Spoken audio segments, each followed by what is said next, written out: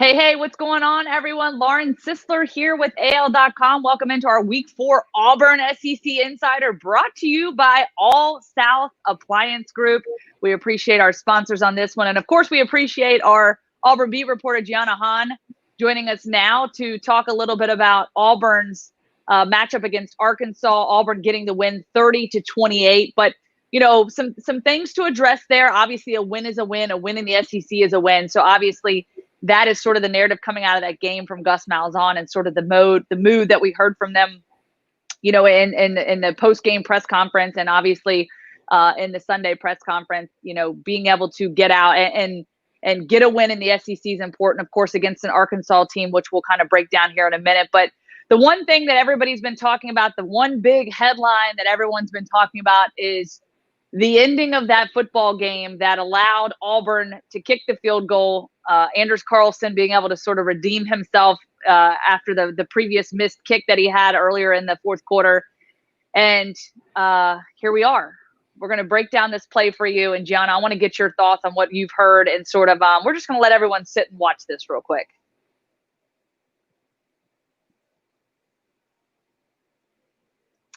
So at the end of the day, was it a fumble? Did he spike the ball? Was it muffed? What happened, Gianna? Just take us through these final, I guess, few seconds of this football game that allowed Auburn to get the win. Yeah, so the press box was very loud as they reviewed that play, as everyone kind of shared their own opinions. But it seemed like everyone agreed it was a fumble. It was not called a fumble during that game, but later the SEC came out with an explanation for it, which is that it should have been a fumble, but because they called the play dead, they can't just turn it over to Arkansas. If you see in that play that they showed, after that whistle blew, a bunch of the Auburn players were just standing around. So even though it was a fumble, they can't just turn it over. And they also said, yes, it was a mistaken play call, but that's why it stayed in Auburn possession, if that makes sense. Yeah, so obviously it ended up being called on the field intentional grounding. It was not called the fumble, but of course they blew it. The whistle was dead. They blew the call dead. So of course no one went to jump on the ball. That's why you kind of saw people standing around. And so in essence, there was nothing that could have been done at that point, even after, you know, they reviewed the play. So obviously kind of interesting for things to go down that way, because like I said, you know, there was sort of redemption for Anders Carlson. Being able to get up, kick the field goal, and to be able to secure the win, because at that point Auburn was down 27-28. And so, you know, I guess it's just one of those things where the frustration comes through, because you would have hoped that Auburn would have had a more of a lead going into that fourth quarter, being able to sustain the lead that they had going into the half, being able to be more productive on the offensive side of the football, and be able to shut down Arkansas. But you know, I will say I was at that game. I was on the sidelines. It was a very sloppy day. There's no doubt about that. In the second quarter, I mean, sheets of rain coming down, wind was blowing all over the place. But even coming out of the locker room, Gus Malzahn said, hey, you know, I feel like we had some good offensive production. I felt like our running backs were playing well. We were effective running the football. That's the identity we wanted to get back to.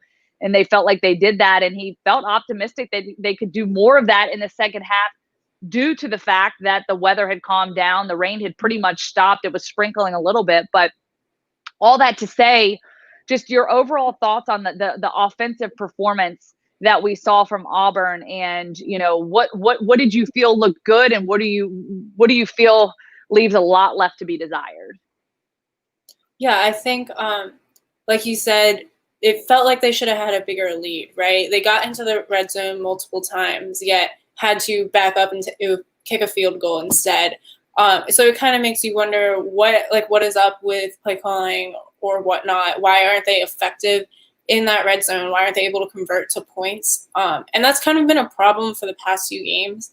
I do think that it does go back, as much as you want to say everyone has had the same problem with COVID and everything and no spring ball. I think some of it goes back to that, just because the most central part of Auburn's offense that you need to make everything run, the offensive line, was hit harder than a lot of other position groups, not just from COVID, but also through injury.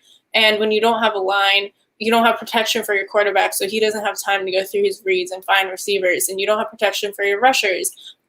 So I think a lot of that is like goes back to them, and that's why you haven't been able to see all these different changes in Chad Morris's offense, because if you can't even get the basics down, there's not much for you to get creative with, you know? So I think that's part of it. I think, as you said, the weather was part of it. That's why you couldn't throw the ball.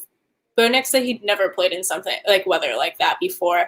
And I think what is impressive about that is because of the weather, everyone knew they were going to run the ball, and yet they still found success on the ground.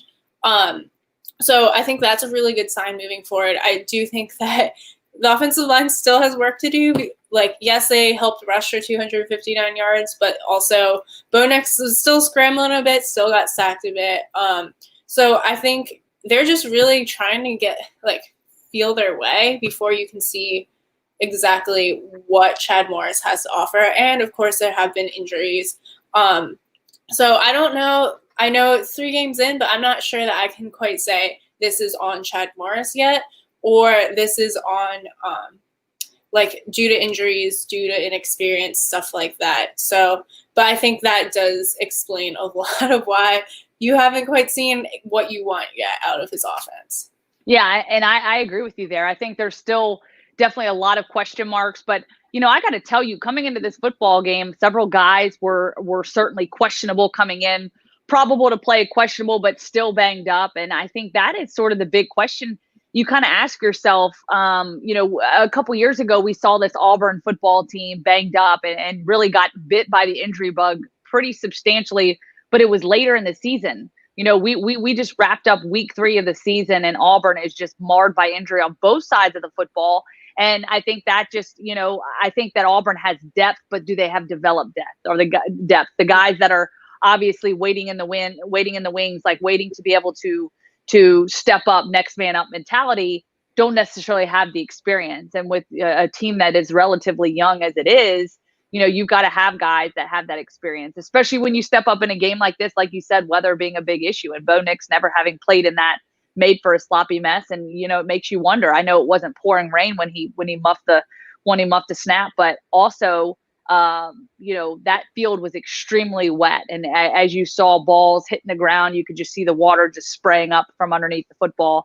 And definitely a messy field that they were kind of contending with, and things obviously were not, anywhere close to being dried out there in the second half. But again, I think there's still a lot to learn. I'm with you. I don't think that this is a product of Chad Morris, and saying that I think the verdict is absolutely still out of what his abilities are. I think that Gus still trusts him, has a deep level of trust for his offensive coordinator, has kind of given him the reins. This is 100% his play calling. This is his offense. I'm going to let him do this, and I'm going to focus on the areas that I can focus on as a head coach. And I think that has been more beneficial even for him during the pandemic, when there's so many other variables to deal with. Now, one thing I do want to point out, Tank Bigsby had a big day, the true freshman. Pretty impressive performance from him. Obviously, 20 carries, 146 yards. He also had 106 return yards on 4 carries. And so a very impressive performance from him, and someone that I think that, as we've seen, again, the injuries to Sean Shivers, not being able to see him play. He wasn't available. And then DJ Williams has been banged up. We did see him have a little bit of production, but overall, your thoughts on Tank Bigsby and just his capability of being that go-to guy for Auburn this season on the ground? Yeah, I've been impressed with how quickly he stepped up, because he wasn't listed as number 1. He was listed as, I think, number 3, and he was the 3rd person on the field in the season opener. And then all of a sudden, second game against Georgia, no less, like one of the top teams in the SEC, he has to take care of everything. And as we talked about, he doesn't even have that good of an offensive line right now. Like, offensive line is still figuring its thing out. So he had to figure his thing out while they're also figuring themselves out. And yet somehow he still found the way to get yards. And against Georgia, while it wasn't exactly on the ground, he was the leading receiver. Like, the running back was the leading receiver. So that's a good sign to show that he's a threat in multiple areas. And then this game, I mean, Yeah, the offensive line stepped up, but I think a lot of that, those 259 yards that Auburn was able to accumulate, was on Tank's Bigsby, because when you see him run and then he bounces off one guy and bounces off the other, that's all him. Like, that is all his capabilities. I don't know. I kind of felt like I was watching someone play a pinball game, because he was just bouncing off of guys before he was breaking through. Like, I don't know how he just stayed on his feet. So definitely impressive. And I know something that Bo Nix was saying that struck me was they don't have any idea of just how good he is yet. I mean, he's only had 3 games, not even full games in the SEC. Like, he hasn't quite. He still has more room to grow and adjust to the college level. So they know they have a weapon, but they don't even know how strong their weapon is yet. So I think you're going to see a lot more out of him. I think he's made a name for himself. They'll probably give Sean Shepard a chance once he comes back, just because he's a veteran guy and they trust him. But I think that Tank Bigsby has secured a large role in this offense. Yeah, no doubt about it. Love the insight, Gianna. Appreciate it as always. Now Auburn traveling to South Carolina, kicking off 11 a.m. on ESPN.